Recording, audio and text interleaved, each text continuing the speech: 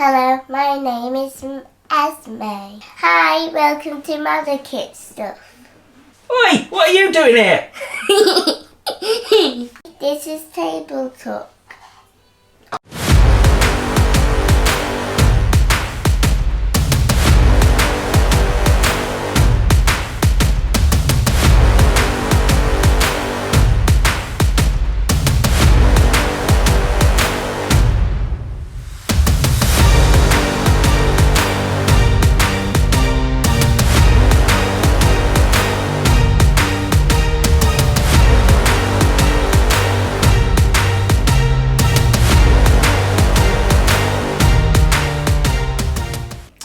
Yes, a big warm welcome everyone to this week's Table Talk, and my name is Jason. It's interesting, that was my granddaughter, and didn't she do a fabulous job? She was so confident. We did one practice and one take of each one of those segments, and she absolutely nailed it. And she wanted to do that, by the way. It's really interesting because my granddaughter apparently thinks it's quite cool that Grandad's got a YouTube channel, whereas my two daughters always wanted to play that down and not let their mates know, because maybe their mates will go and watch it, and then they could tease them about their dad. It's funny how it works, isn't it? Although, despite all of that, both of them have got involved in my channel on and off. So I think secretly they think it's quite cool, even though they're not really into the subject matter so much. And you know what? There's worse channels we could have, isn't there? You know, I could be doing a channel on all sorts of things on YouTube. People have some very strange channels, but yeah. It's really great that she wants to get, Esme wants to get involved with building stuff and using her hands. It's great for her development, as we all know. She loves playing with her Lego and stuff. So, and apparently she talks about it quite a bit. So, she's had to ask permission off her mum and dad. Everyone knows that that she's coming on here, and I think she's going to use it in school at show and tell or something similar. Anyway, there you go. Thank you, Esme, for this week's opening. Right then, let's crack on with the show, shall we? So if you're a new subscriber, a big warm welcome to the channel. We do this every week. It just keeps you in touch with what's going on, what's rattling around my head, and all of that sort of stuff. And it depends on the week, depends on my mood, where we are and how things are going. But it's all been very positive, really. But we're gonna rewind and start with what happened last week and just recap, make sure you didn't miss anything, and give you some extended views of some of it. So really the week started with the other stuff video that we put out on Sunday, but I actually want to just briefly go back to last Wednesday. Because last Wednesday we put out the Gaahleri. I don't know or care how it's supposed to be pronounced, to be honest. I very nearly pulled that video during the course of that day. I just recorded something that I'm probably not going to show. But sometimes when I sit in front of the camera, I start venting. It's like therapy. I've had to block and report more people on one video than ever before. Why? Because I say something and they don't like it. I'm sorry, but I don't accept hate speech. I don't accept people showing off, people trying to be clever, people saying unsavoury things about me. A lot of them went into the held and were never published, and I could just delete them and block the person. Oh, it's called hiding now, but it's the same thing. One or two did go out there and I've removed them. The video is still up, but it was very nearly taken down. I'm sorry that people don't like the fact that I don't like the instructions. I'm entitled to my personal view. If you don't like me, if you don't like my channel, if you don't like the way I go about things, you're welcome to go elsewhere. There's hundreds and hundreds of plastic model channels out on YouTube. Fill your boots. You don't have to bother me with your bile. And I'm stopping there before I get really upset, because I was really, really angry at the behaviour. Not one of those comments would have been said to my face. Absolutely not one of them. So, you know, people need to grow up. There's too much hate speech going on. Everyone's always trying to pull everything down. I give a balanced review, whether you like it or not like it. It's my view. I don't like the instructions. I don't like flipping backwards and forwards. I don't like the fact that they're mixing the build instructions with research notes. Put the research notes separate. I'm not saying get rid of them. I'm not saying they've not got value, but they've got to remember that not all modelers are the same. Okay, and that's why we have different views, and it's acceptable. So unfortunately we start with Wednesday, but it was a very successful video.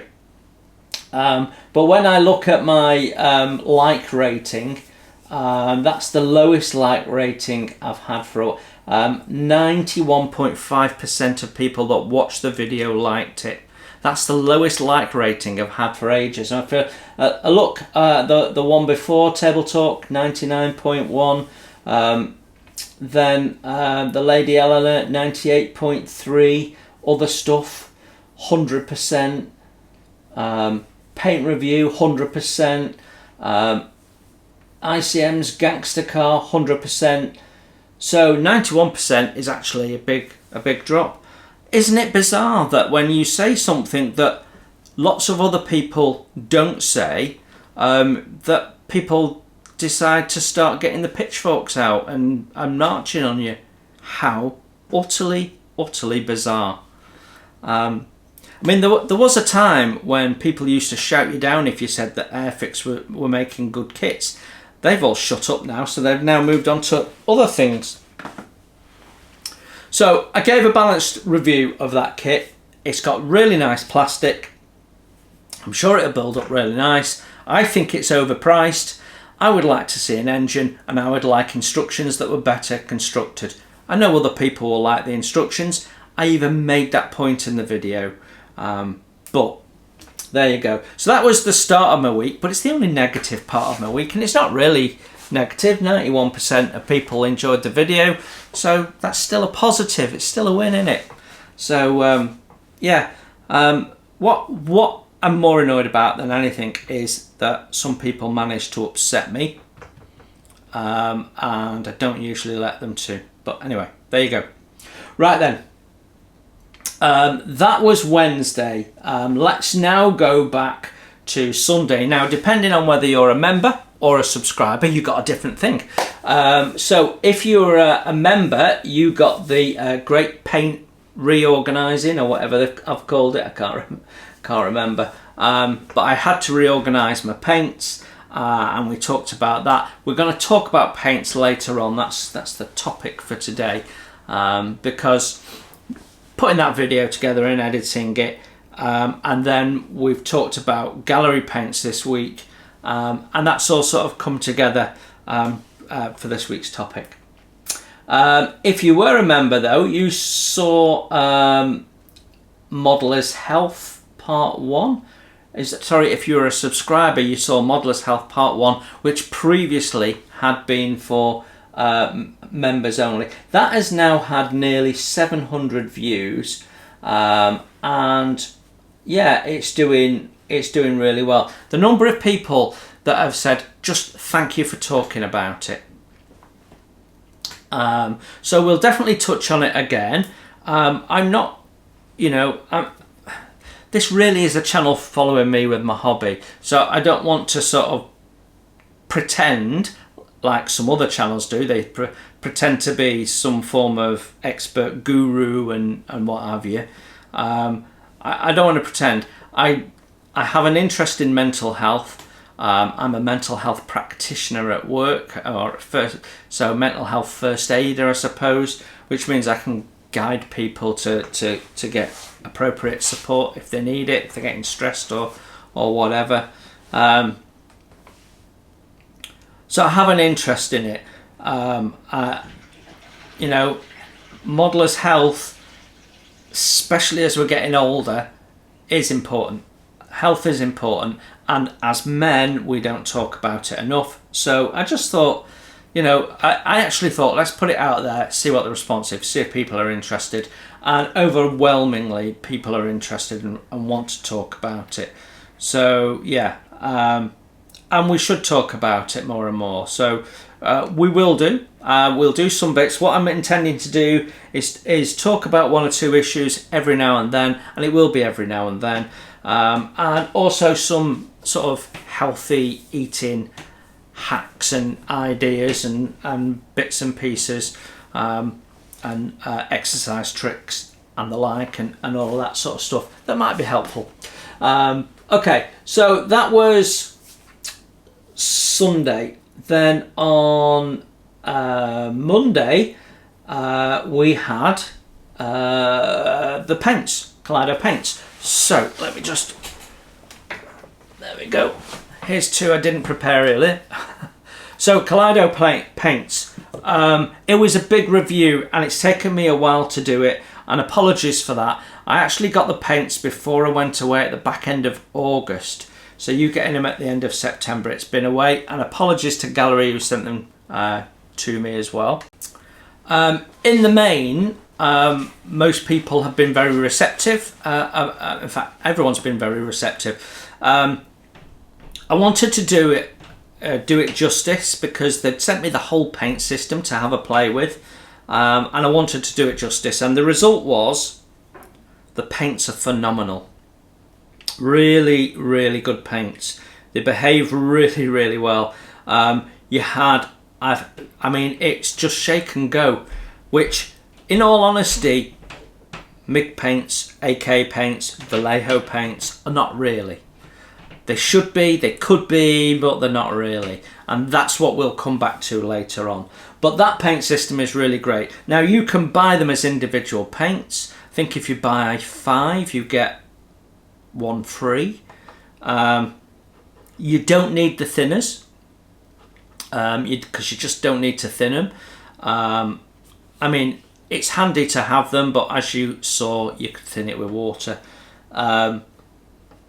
So you don't really need the thinners. So if you want to try it, you just buy some of the paints, and I'd recommend the cleaner. The cleaner's very, very good. And just have a play. Get some base colours that you use a lot, or something like that, you know, or just try the primers. The black primer is awesome. It's really, really good. I'm going to be using it on my Eagle. We'll be coming back to the Eagle shortly as well. So you're going to see me using them on the next few builds. But I don't do recommendations, because if I recommend something, someone comes back and you said I should use this and I don't like it and I spent this money on it, and okay. So, you know, I don't do recommendations. What I will say is I really like the paints. I thought they worked really, really well with my airbrush, and worked very well with a paintbrush, as sort of you'd expect. So, yeah. All in all, a nice paint system, and I'm looking forward to having more of a play with it. I did get a comment about perhaps it would have been nice to have done a little bit more sort of how do they work through the airbrush at different pressures and so on and so forth. Yeah, I see that, but and maybe we'll come back to that at a later date. But the video was feature length as it was, so you know, at what point do you stop? You know, there's only so much. I tried to cover off the main things. It goes through your airbrush okay, so you know, I can tell you at low pressure and at high pressure it works really well, and we put it through I can't remember, was it 2 or 3 different airbrushes, but yeah, works really well. So that then got us to Wednesday and the first impression of the Model A Ford gangster car. Quite a cool little kit, and some of you might be picking up on the fact that we're seeing one or two more car kits coming along. I'm actually looking for a couple of car kits at the moment for particular reasons, but I want to try and hold off and see what I can pick up at Telford maybe this year, because you know we're in October now, so two things happen in October. Traditionally I stop buying model kits, and I haven't bought many this year. I've bought hardly any. That allows me to wait till Telford. I also do my go through all my products and go, right, what do I need to top up in the way of glues and things, and get a little list of stuff that I can pick up and not pay postage on, and also do my Christmas shopping. Yeah, we're talking about Christmas. You can get mince pies, they're in the shop already. If you're an American, that's something we eat in this country at Christmas, and every year they put them on the shelves earlier and earlier. Although I make them, I'll be getting an order at some point from my good lady reminding me I need to make mince pies for her. So it's all starting to feel that way, coming together. I'm hoping Christmas will be a lot better this year than last year when we were all poorly. It was pretty rotten last year. So everyone's starting to talk about it. We're gearing up about it. So I'm sort of in that place where I don't really want to be buying much more in the way of modelling stuff. Only really necessities. And that leads me nicely into talking about Telford, but we'll just hold off for a second. So the ICM 1:24 scale car, which would be my preferred scale for car models anyway, what a nice little kit that was. I mean, nothing special, nothing particularly amazing or blow your socks off, but you know, ICM kits are very, very good quality kits, and that showed throughout. So very typical ICM quality, I thought. Nice kit, and a nice touch doing it as a gangster vehicle. It's just a shame they've not brought any figures out. Maybe they will in the future. We will have to see. But yeah, I thought it was a thoroughly nice kit. The low point being the plastic windscreens, which Jeff Donahue said, well, you've already got bugs splattered on the screen. Yeah, okay, we could possibly do that. I suspect when there's something behind it and we've put some dust markings on it and stuff, I mean, that will be a weathered vehicle. That's a vehicle for a diorama. We have figures coming together, so we can give it some context and what have you. So yeah, that might be what we end up doing. So that was that, and last night you would have had Space 1999 Part 2. So launched in September, not had the second part till October because I wanted to make sure I had plenty of material, which I now have. So yeah, we called that The Last Sunset, which is another episode title. There'll always be an actual episode title as the description. And in The Last Sunset, what happens in that one is the module. It's one of the... I'd say there's probably about 3 episodes where something really special gets featured with the module, gets dropped or something like that. There's one where it's dropped on the move, I seem to recall. It gets jettisoned and what have you. And that's why we use that episode, because it's one of the ones that features the module a bit more, and that's what we were focusing on in a lot of the build, was the pod that gets dropped off. Anyway, I'm really enjoying building the Eagle. So that links nicely in to what happened on the bench. But before we do that, so it doesn't link nicely, we're going to talk about Telford very briefly. So Telford's coming up. I'm going to be there for both days. If you see me and you want to stop me and say hello, you're welcome to. I'm not doing a meet and greet this year. That's because there is a social event for the members. So if you're a member in the social group, then there is a little chat in there about Telford. That'll be coming back to life soon. What we need to do is review how many people are going, how many people are wanting to be there in the evening, who are stopping over and I want to come and say hello and have a drink. So it's not really sort of like a, you know, I'm not going out for a meal and booking a table and we're all going to pile in or anything like that. You know, I don't know what I'm doing yet. I need to think about it. So where are we going to go? We did find a pub that wasn't too far away from where some of the hotels are, but it depends on where everyone's staying. And I mean, the pub looked nice, but it also looked quite small. So, you know, if there's 10 or 15 of us, it might be too small.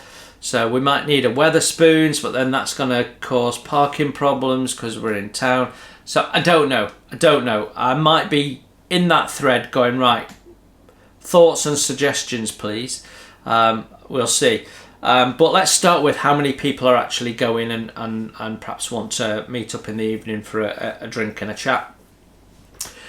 So because we're doing that, we're not doing the meet and greet this year. So if you do spot me and you want to say hello, by all means, tap me on the shoulder. You know, whether I'm shopping or whether I'm filming, I don't mind talking to the subscribers always. And then if you remember, we've got an opportunity for a catch up later.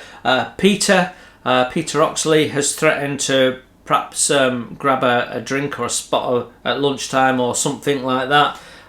Because we've intended to catch each other every year, and we've gone, oh yeah, we'll catch each other, we'll find each other, and you get in there, and I just never saw him, you know. And he even goes with his tweed jacket on, so he's spottable. I walk around with my model kit stuff hoodie on, so I'm spottable, but you know, you just get lost in that maze of heads, and actually a lot of the time you're just looking at where you're putting your feet so you don't stand on someone or trip over something. So I don't know. So yeah, all of that we need to start thinking about and coming together. So my mind's already gearing up because now we're in October. It's we're 6 weeks away. It is not far. And then we've got Blackpool Model Show after that, which we talked about a couple of weeks ago. If you're a member, then look out for a Q&A coming into the social group.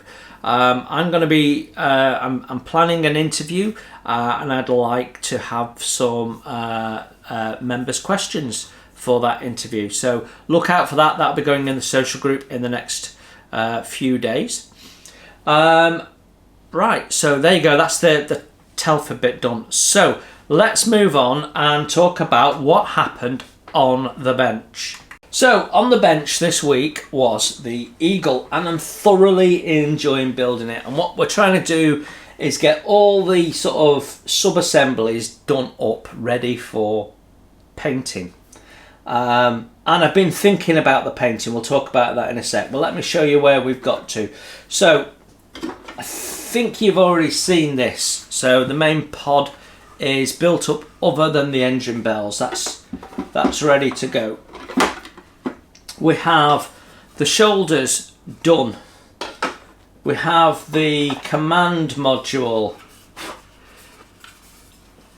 done and all filled and sanded up, and yeah, it's come out really well. I'm happy with that. I don't think you're going to see a seam. The back section of the module, that's been done. You'll see there's some masking tape on it. That's to improve the strapping. You'll see why we've done that in the video. So we've got the little centre, well, the end pieces, the corridors effectively have been put together with the Panther grills on one side and grills off another tank, but I couldn't tell you what. Yeah, there's all sorts of bits off models on here. What there is, you're probably not going to pick it up on camera, but that lump there and the two at the top, they are a Moonlander model. Which one I don't know, possibly Airfix. So that would have been out at the time. We've got these little things done which go onto the slide onto these, so they go sort of I think they go that way, slide over there and give you some 3D. You have them on both sides, but there are differences. So we've done that. We've done the engine sort of bottles, and there's two different types. There's also the round ones. They're all done and sanded up. The engine bells, there's three different types of engine bell that have been constructed. They've gone together really well. So 1, 2, 3, all different types. And then I've got small pieces, some of the landing gear and the tiny little positioning bells have been done. The back, these bits that go inside, when you look on, I was watching an episode, it might have been,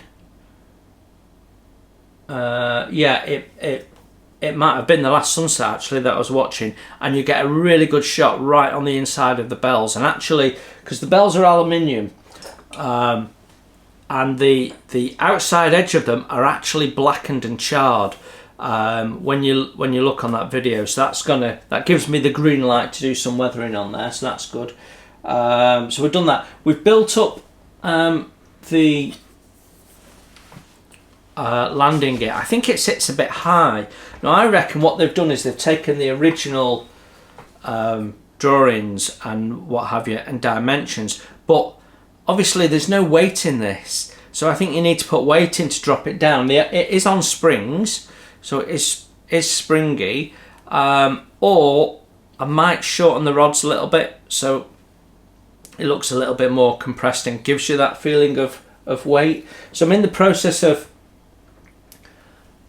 cleaning those up. So we have two parts that go together. That bit goes into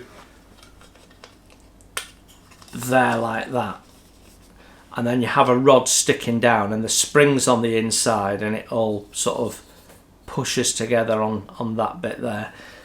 The problem is the parts go together okay, but not amazing, so you've got big moulding gaps and stuff. So you can see on there's big gaps all around, so that's waiting to be filled and sanded. Got a few ejector pin marks to sort out. Magic Putty has done most of it. I think we are going to be using some Mr. Surfacer on a couple of ejection pins. But yeah, the reason why the windows are masked is because we did a lot of sanding, a lot of filling on here, and I just wanted to make sure we didn't scratch them. Now on this actual thing, you don't really realise it when you look at the model, but actually the window frames are the same body white, and then we've got to do the black. So there's a bit of thought I need to do on how we mask this. And I've also been thinking about the paint effects. There's like a layered effect that builds up this patchwork in block form, and we've got decals for that, and we've also got paint masks for that. So I need to think about which way I'm going to do, but I do like working with decals, so we might well do that. But yeah, that was what was on the bench. At the time I'm recording this, which is Wednesday evening, I haven't had my modelling evening yet, so that will be focused on finishing up cleaning up the landing gear, maybe doing the filling ready for cleaning up next time we do it.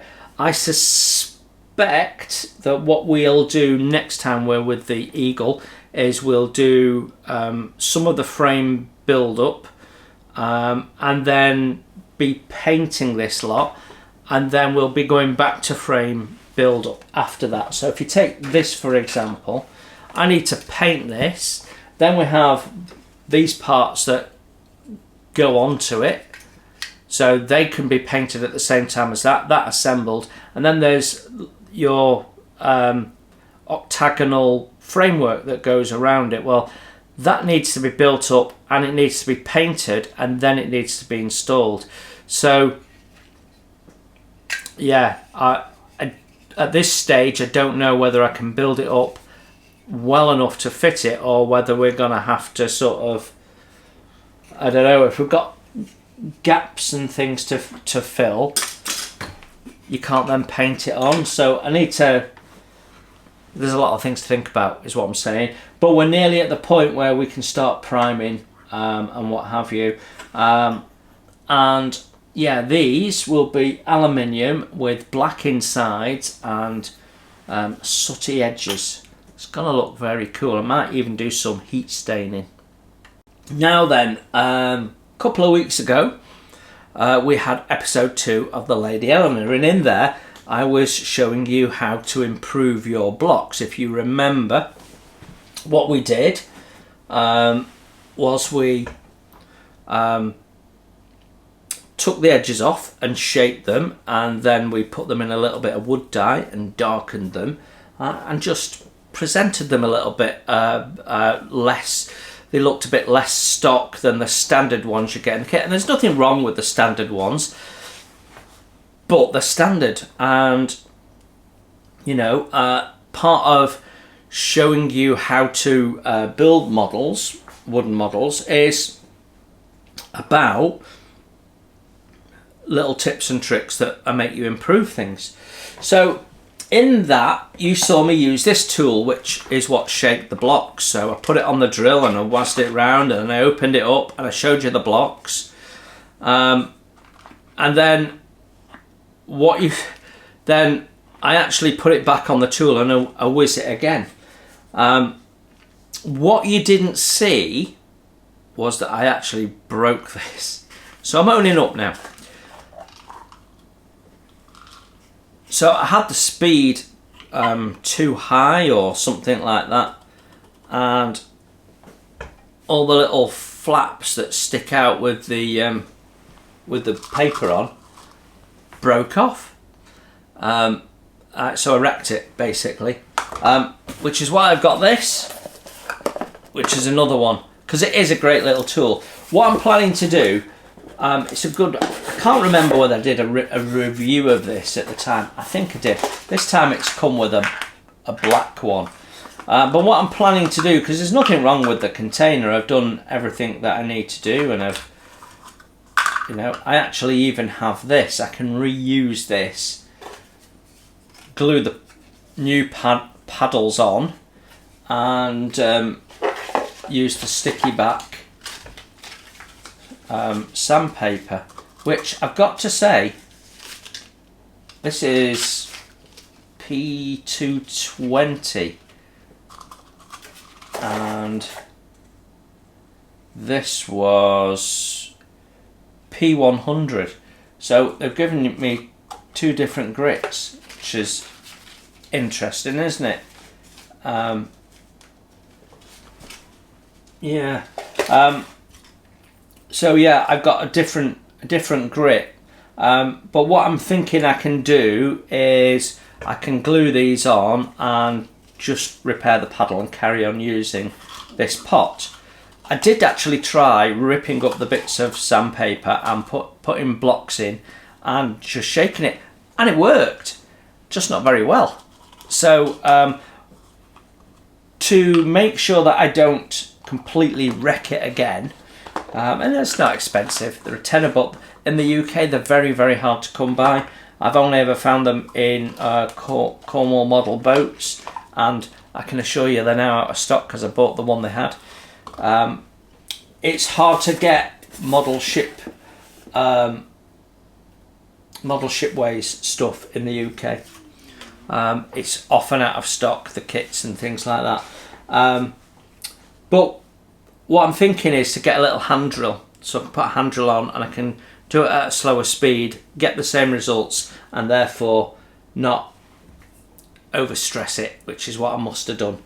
But yeah, there you go. So I have made a purchase. I wouldn't absolutely 110% not got that at Telford.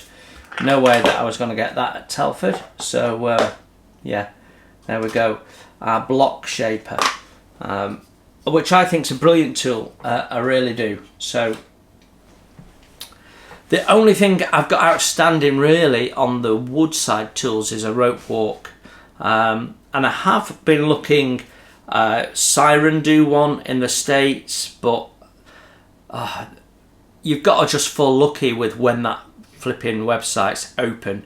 It's closed a lot for maintenance, which usually means he's run out of stock and he's building stock up, and then he puts it back on sale, so that he delivers orders from stock, and when he's not got any stock, he then gets some more and then shuts the shop. Is how he seems to tend to work. Now then, if any of you have been on the Siren website recently, you will notice that under all the kits there's a little note saying these will be available through Vanguard models at some point. They're not going away. So I spotted that and I mentioned it to Chris and said, oh, and I noticed you're going to do these models. The reason being is there's one on there that's on my I want list, and it's just that they come out in a bit of a strange way. They have them in, you get packs that you have to buy separately and stuff like that. When I've looked at it, I've not delved deep into it. But one of the things that Chris said to me, which I thought was interesting, was, I mean, there's no timeline for this. He's gonna fit it in when he can, by the sounds of it.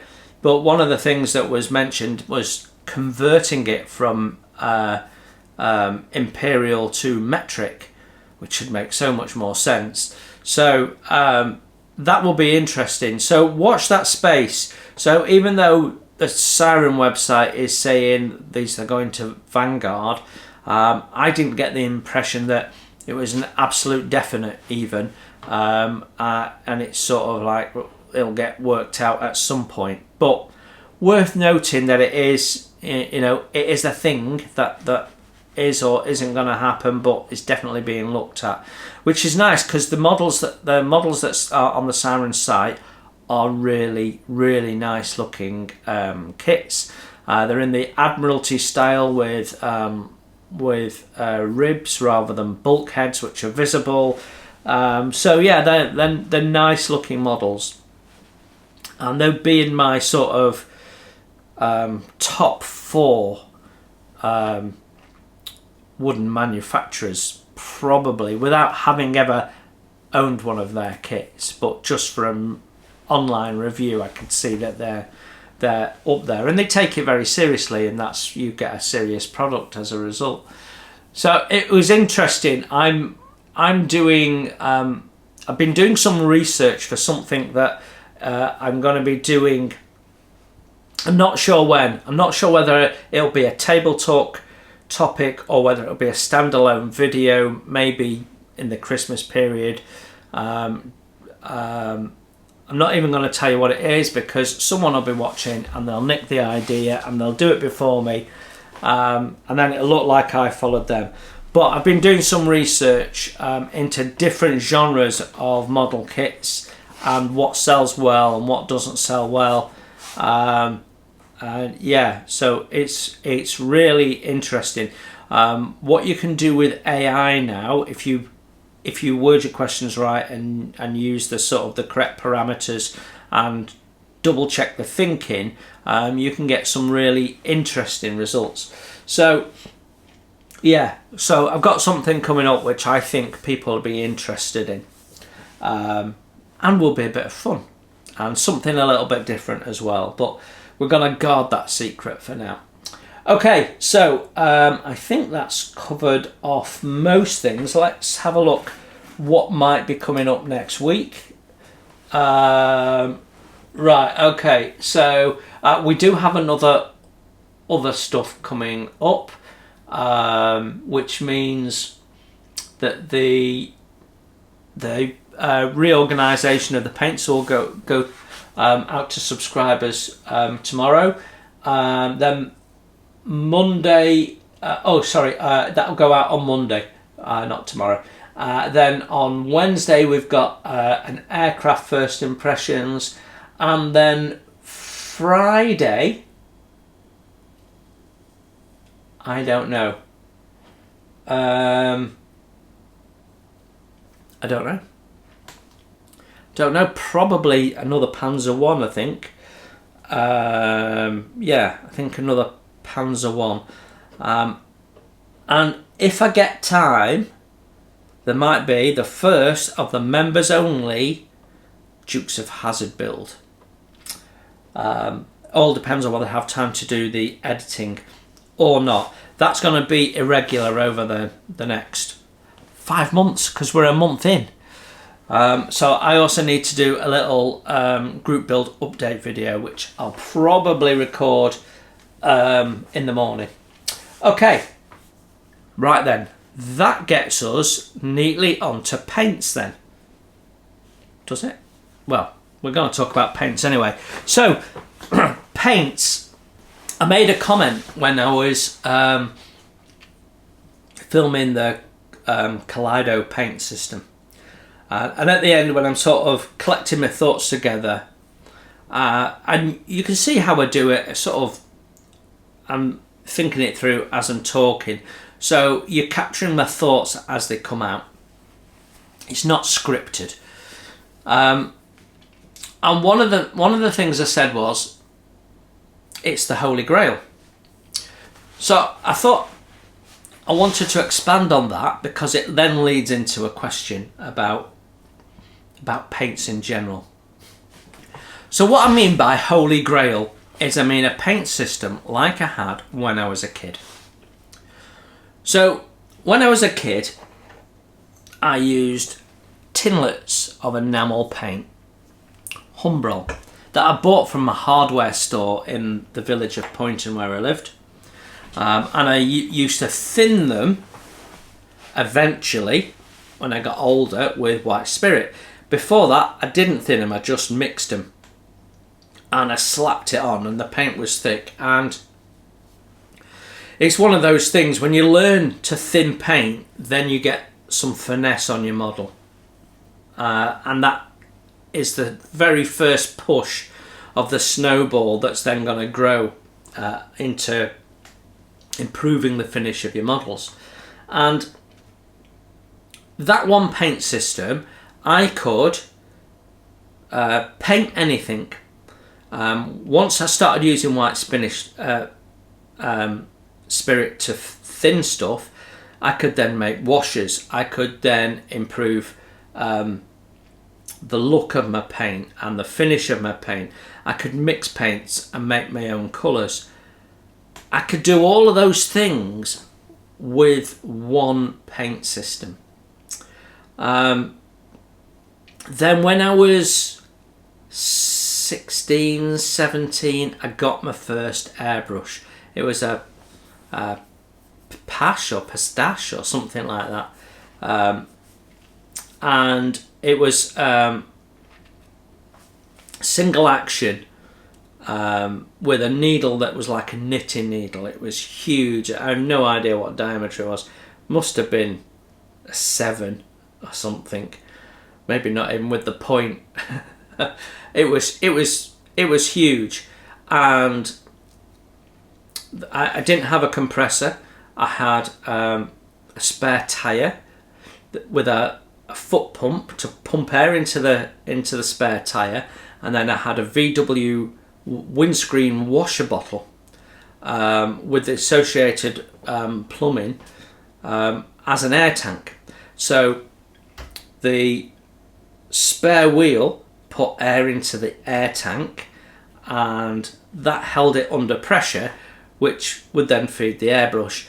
And that worked. I remember I've still got the Workbench that I sprayed the Tamier's Bismarck hull in red, and it still has that red paint on it from 1985. It's in our attic, and it does get used very occasionally.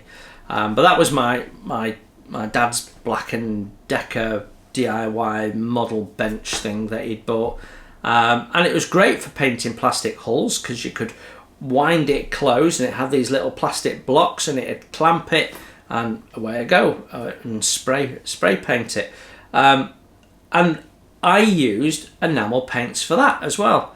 So, you know, you put the paint in, you put some thinner in, you spray it on, you let it dry, you use the same thinner to clean the bottle, to clean your brush, to clean the airbrush. It was the holy grail paint system. It was perfect, but it was a bit whiffy. So I used to do spray painting in the garage only, and then brush painting in my bedroom where I had my modelling desk, which was a computer desk. But that was it. And then I started trying using Tamiya paints, and I struggled, and that's where I got my real dislike for them, because when you brush paint enamel paint, you go over it with the brush several times and you work it and you smooth it out and you drive it into the corners, and you're sort of sculpting it on, you're shaping it and making it work. And you can't do that with Tamiya paint, because if you go over it a second, and especially a third time with your brush, it's already started to dry, because there's an alcohol in there that's flashing off, and so it's collecting under your brush. It drove me crazy. And then I tried airbrushing with it, and didn't thin it properly, and it went out all thick, and then it dried all hard, and it was lumpy and orange peely, and so, you know, I've got to get a thinner. I've also got, because it's the summer, I've also got to get some form of retarder, and it just became a nightmare. And, you know, I'm not in a modelling club, I've not got anyone else to talk to, so I'm trying to work this out for myself.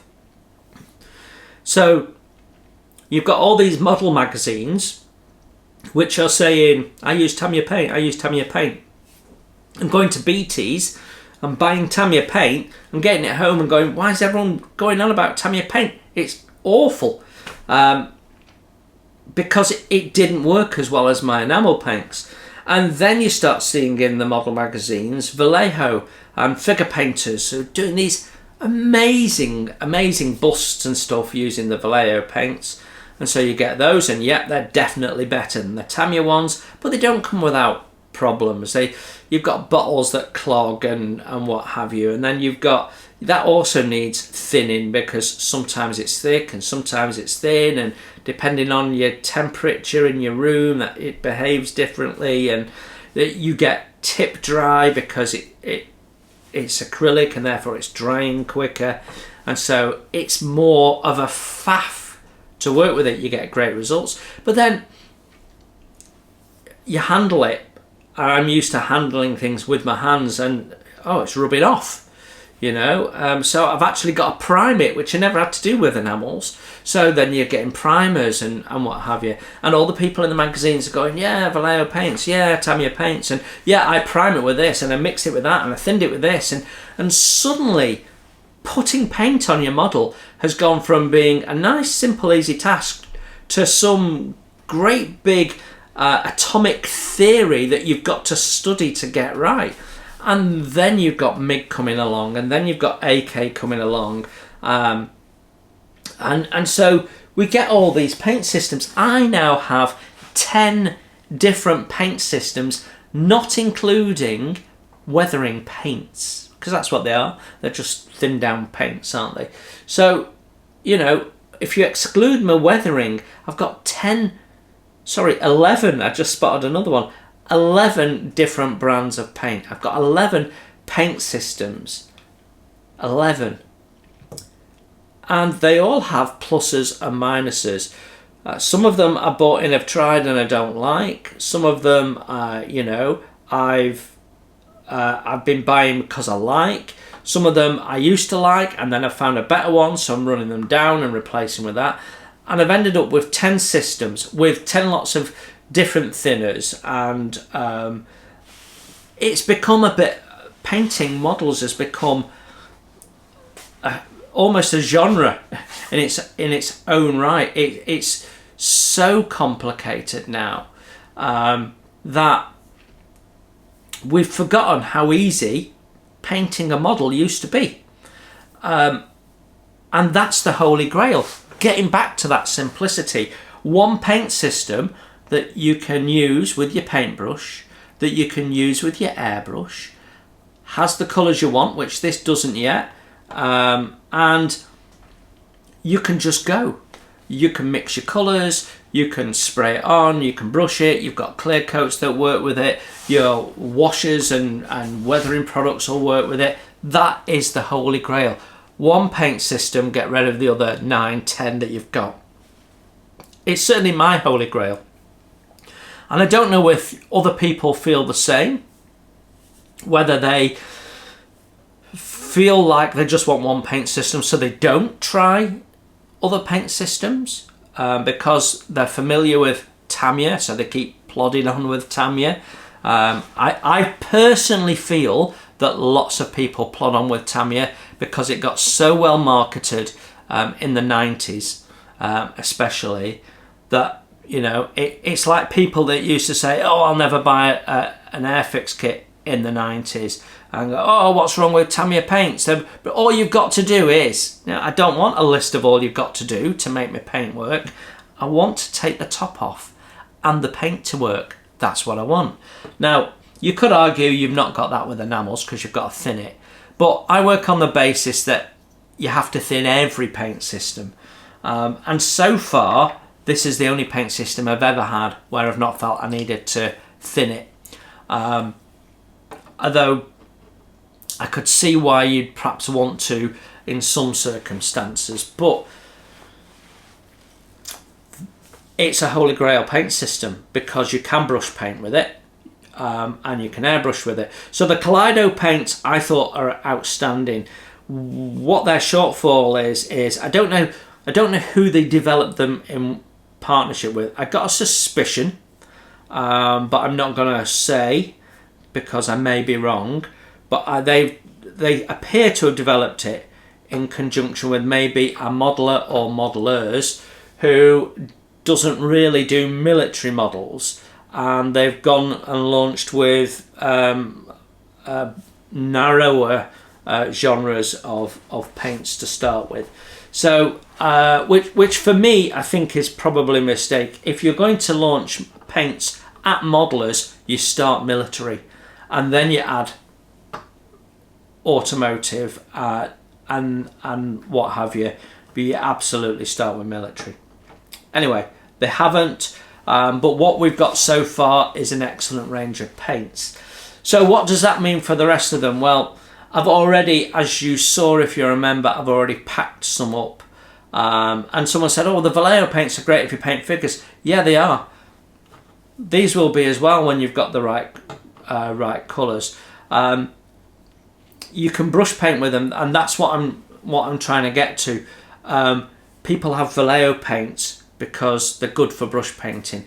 People have AK paints because they can work okay with their airbrush. People have got Tamiya paints because that's what they've used for years, a bit like I've got enamel paints because that's what I used for years. So it's sort of a combination of what I'm used to and what I do my modelling with, and I'm assuming that everyone else is pretty much in the same order. When there's a new range, when Atom came out, did you go and buy some because you got to try it? Got to say, I've never tried Atom. What is it?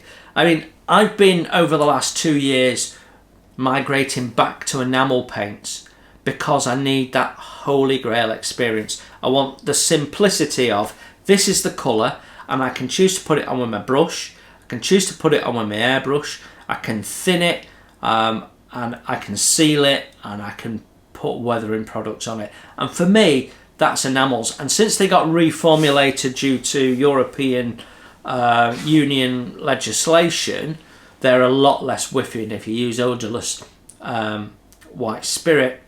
You know, they definitely smell a lot better than any lacquer paint you'll buy. And yet recently lacquer paints have been on trend, and you know, everyone in the magazines is using them. SMS, oh yeah, let's use them. And I'm reassured that you get great results and great paint results, but you get great paint results with this that you could use in the 60s and the 70s. Nothing's ever come out that's been better than an enamel paint.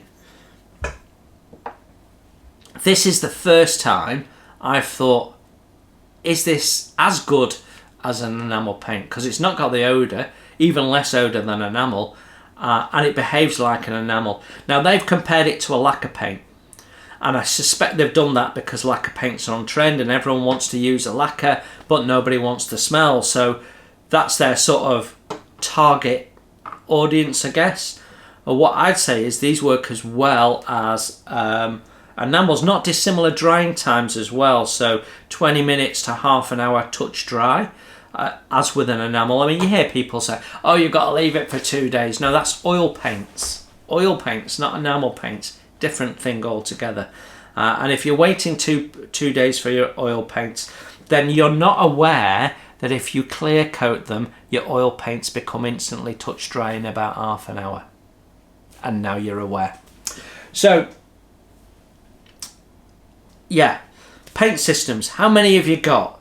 Do you keep buying them? Do you keep trying them? Do you care that you've got lots of different paint systems? Or do you try and manage them and keep to one or two? Are you an ardent, I use Tamiya paints and I won't use anybody else's because, you know, even though I'm now being told that they're a much more difficult paint system than many, it's what I'm used to? Or, you know, do you still use enamel paints and prefer enamel paints like I do largely? You know, what's your thinking? It seems like there's a new paint system comes out almost every year at the moment.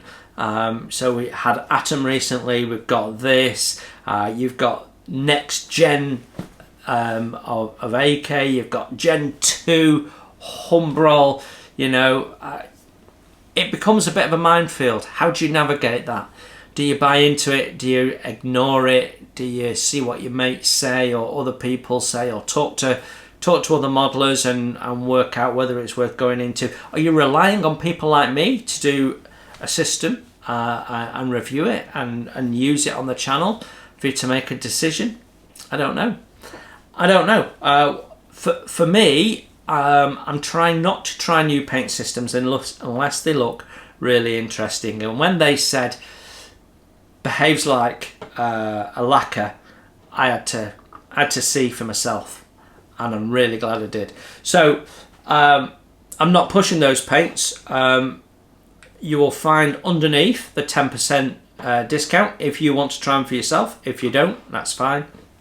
What I'm interested in right now is what your thoughts are on paints. And you know, I got to say, 11 paint systems is just not practical.